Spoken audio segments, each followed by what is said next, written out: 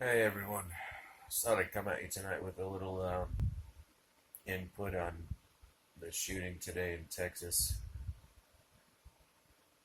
I I don't know what to think about it. It's crazy that somebody can't go and worship, no matter what religion it is. You know, worship the God they believe in and do it in a safe manner. I for one believe that we should talk to our parishioners and talk to your pastors or whoever it may be that runs the church you attend. If you don't attend church, I still think you should carry every day. There has to be some way to stop the evil, as obvious. No matter where you go or what you do, there's evil all around. I, for one, carry every day. I carry every place that I'm at. I make sure that I can protect my family in the drop of a hat. I believe that most pastors should even allow somebody to come in and offer training for carrying weapons, proper weapon techniques, judicial marksmanship, all of that. At this point in this country, you never know where or when something might happen. Like I said, I for one, I carry everywhere. I have enough protection to get to my house. I actually have a get home bag that I carry in the car. It has plenty of things: extra clothes, shoes, a little bit of food, water, ammunition, a pistol, on top whatever else I may be carrying with me at the time on person. It's just crazy these days. We don't know, with the left, Antifa, all of these BLM. Uh, we could go on and on about names of people that are out to hurt the right, or just normal everyday Christians. And it's something we really, really need to push. Call your senators, call your state representatives, make sure that no more rights are taken from us.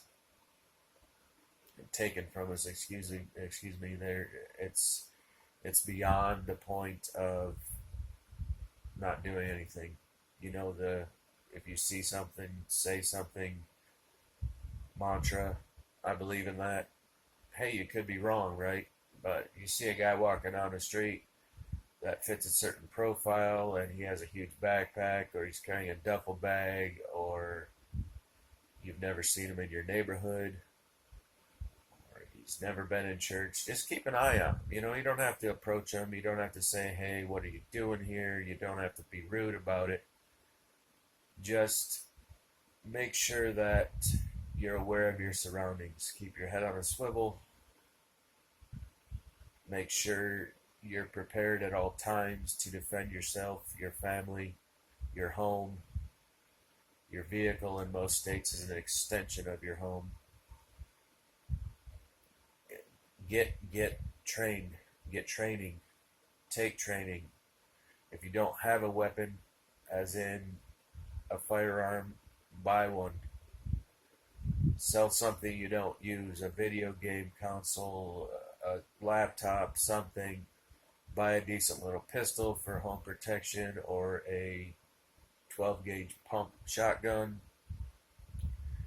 HR partner pump protector, $199 most places. Get one shipped to your FFL. Go to an FFL, find a used pump 870, Mossberg 500, 590, something of that nature. Load it up with number 4 buck, double aught buck. Try not to use slugs in a house. You're going to end up with issues. You never know how far that bullet's going to travel through just plain drywall. You know, do some ballistics research, do some testing, and practice. Practice, practice, practice. Muscle memory is very important. You need to be able to draw your weapon and or pick up your weapon and get on target quickly. If somebody's coming into your house, you're not going to have time to think. It's going to be muscle memory. It's going to go by the training you've had, and under pressure, it's going to be 50 times worse than any training you've taken.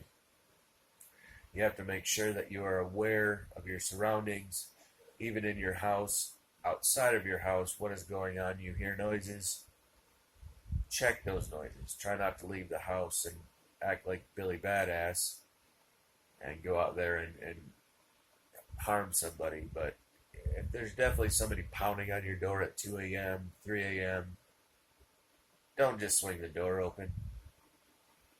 Ask who's there.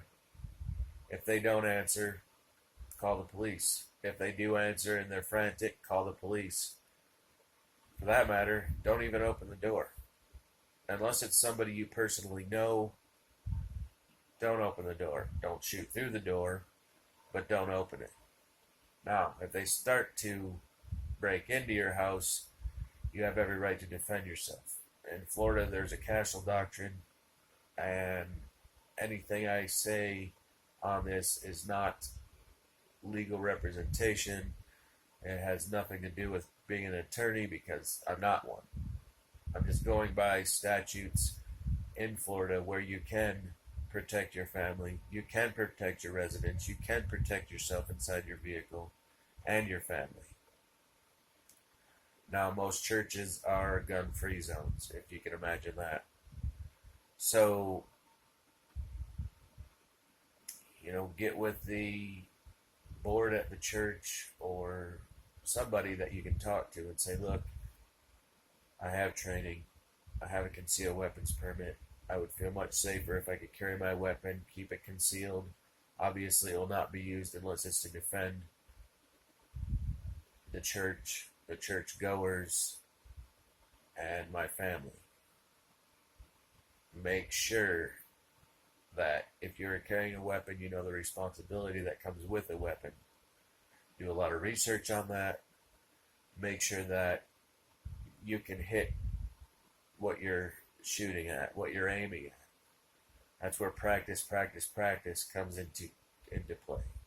I myself, I don't carry a weapon for the most part unless I've fired at least 500 rounds with it, and I know that I'm capable of keeping a 2 to 3 inch group at 25 yards.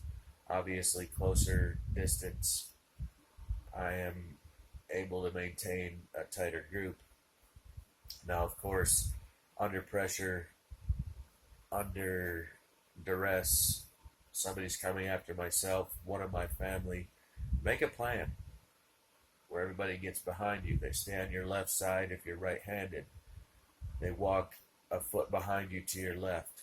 Same if you're left-handed, to the right. There's a bunch of different things that you can do to maintain proper positioning for protecting yourself. Obviously, in the case of the Las Vegas shooting, there wasn't much you could do but take cover, get behind something, get down, get out of dodge. I mean, there's not all times where you're going to need to fire back. If you're being carjacked, that's a pretty serious event that could happen to you, that you need to be able to make that split decision. Do I defend myself or do I give up the vehicle? Unfortunately, if they start shooting, you do what you have to do to protect yourself. If they pull a weapon, they brandish a firearm, a knife, whatever it may be, and you feel that your life is in danger, protect yourself. I'd rather be judged by 12 than carried by 6. And this is just a little short video I wanted to say. Put that out there. Get yourself some type of defense. I believe in the near future it's just going to get worse. There's always going to be attacks here. We just never know when or where. And let's push for carry and reciprocity throughout the United States for concealed weapons carriers that are licensed. And yes, I do believe in open carry. I don't believe it's the best way. It kind of leaves you open for targeting, as in that person has a weapon. There's 3 or 4 people come to cause harm, and now you're probably one of the first targeted if they see that open carried weapon. So I try to keep everything on the down low. If I'm somewhere, I don't go bragging that I'm carrying. My friends may know, just for purposes of if something goes down, they know what's happening. We kind of make a little plan every time we go out. Like last night, we went to the GSP fight, Bisping fight. We'll just say that we were ready in case something did break out. We didn't know with the Antifa thing, and there's been some displays of BLM about a quarter to a half a mile of where we were in the past, and we just wanted to make sure that we were ready in case something did go down. Obviously, nothing did go down besides Michael Bisping, which I was very happy about that because that guy's attitude stinks. But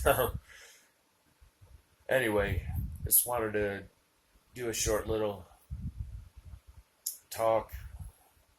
If you guys have any questions that I can help with, I've been messing with videos, not very long on the videos, obviously. As far as weapons go, training, my father was a weapons expert in the Marine Corps. He was a captain in the Marine Corps. He was a helicopter pilot. I've been shooting and doing martial arts for since I was 5 or 6 years old. And that's a long time, so 30 plus years in that. I'm not claiming to be an expert. I'm not ex-military. I just take what I do seriously and make sure that I'm proficient with any weapon that I'm carrying, whether that be a rifle, that's in the vehicle with me, and or a pistol. I always make sure I know how to use it well, and train. Doesn't cost much to get a 9mm pistol, 500 rounds of ammo. Go to your local range and train for a few hours a week. If you can't afford a training class, get a friend, get somebody at the range that knows how to shoot, get proper grip, proper stance, proper sight alignment. Make sure you understand ballistics and bullet coefficients as far as drop off and all this other stuff. Obviously, you're not going to be shooting at somebody at 600 yards. So within 100 yards, just know how to use your weapon, know the point of aim, the point of impacts, everything that comes along with that. Try to get a good, smooth draw. Bring the gun to your eyes. Don't bring your eyes to the gun. As you take your eyes down, you'll be looking away from the threat. Always keep your eye on the threat. You see videos where people are doing this after they're done shooting. It's for a reason. It's to check their surroundings and make sure there's no more threats. Once the threat is eliminated, then you would want to holster your weapon, call 911, and make sure they know you have a weapon, where that weapon will be when they get there. And do not hang up the phone until they show up so they know who you are, which person is the subject,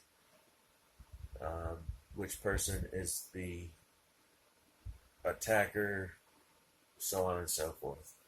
Anyways, if you have any questions, go ahead and ask them, and I will get back with you in the comment section. And if you wonder about how to obtain your concealed weapons permit in certain states, I can also help with that. And if you have any questions about this, like I said, just let me know. Please like and share and subscribe. Have a good evening. Thanks.